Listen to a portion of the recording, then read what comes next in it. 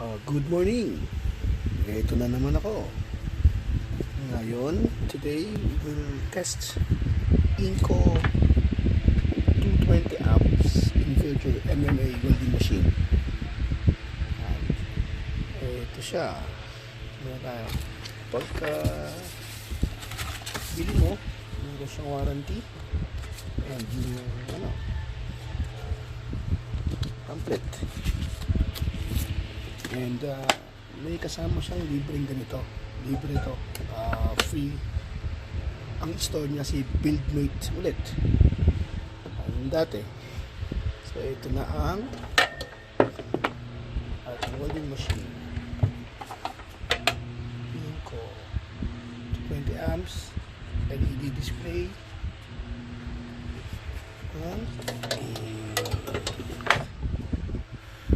Likod. Ito siya. Sa 220 amps 60% lang siya ang work cycle niya. Sa 170 amps work cycle niya is 100%. Yan. So makakabit na yung dalawang electrode and ground. Mag-start tayo. So ito, mag-start tayo. Naka-on na siya, nasa 80 amps. And ang gagamitin natin ay 60-13. Magulo. 60-13. Para dito. Dito tayo may welding. Dito. Kailangan din kung anong klase sunog siya. Okay, let's do this.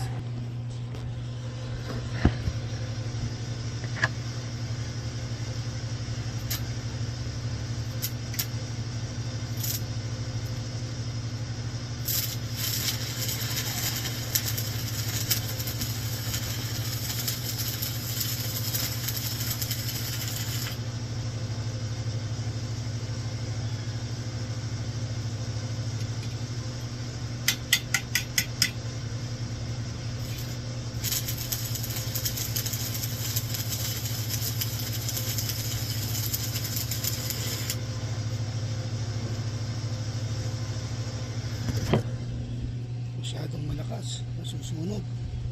Babawasan natin siya. Gawin natin 70.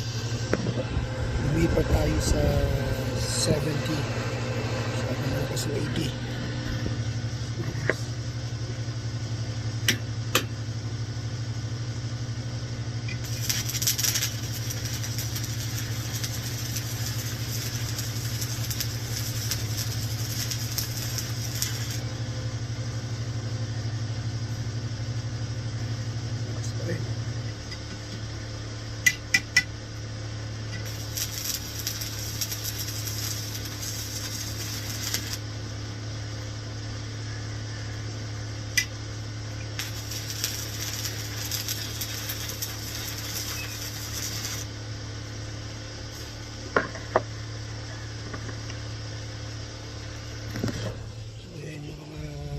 niya.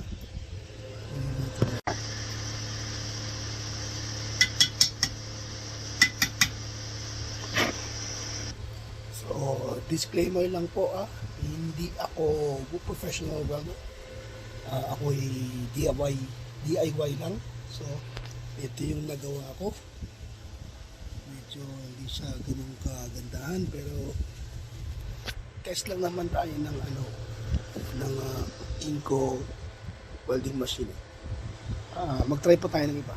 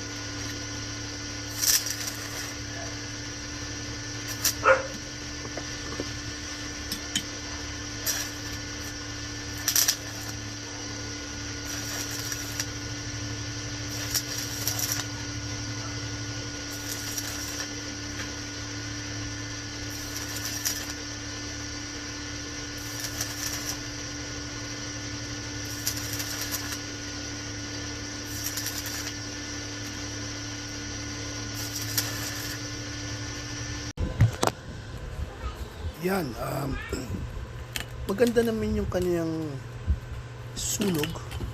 Ang kailangan lang mag-improve ako. Kasi hindi naman tayo professional dito. Pero maganda siya. Sa 80, nakit ko 80. Kasi medyo makapal-kapal na to. Oo, 80 na siya. Okay, mamaya. Next ulit. So, ito ang sunog niya.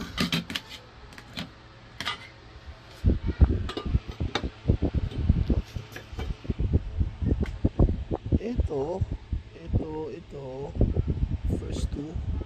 first three, nasa 80 amps, medyo masyadong malakas, kaya napuputas, kaya yung putasin. So itong pang-apat saka pang-lima, ginawa kong 70 amps, medyo okay na siya. Yun nga lang, talagang yung the way I weld is marami pang improvement na kailangan. And ito, winild ko ito, aray mainit. Winild ko yan. Okay naman. Mukhang solid naman. Pinukpo ko siya. Hindi naman matanggal. Solid, oh. Maganda pagka-welding. Ito yung isa. After kong gamitan nito, solid. Kung makikita ko sa loob, sinisilip ko hanggang loob. Pumasok ng welding. So, that's good. Ang verdict ko dito kay INGCO, okay siya. Okay. Magandang makina siya. Depende lang sa gamit na amperahe. Kung gaano kakapal ang bakal at kung gaano kakapal ang welding rod. Importante. Yes. Pagbili ko sa box, ito free yan. Ito rin kasama to. Meron siyang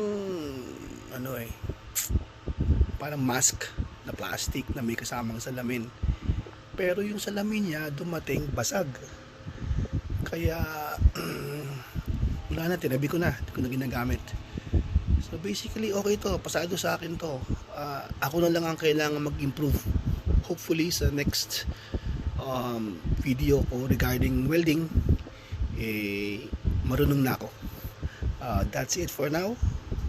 Salamat sa pagpapanood, at if you could like, share or subscribe, the best. Thank you sa inyo.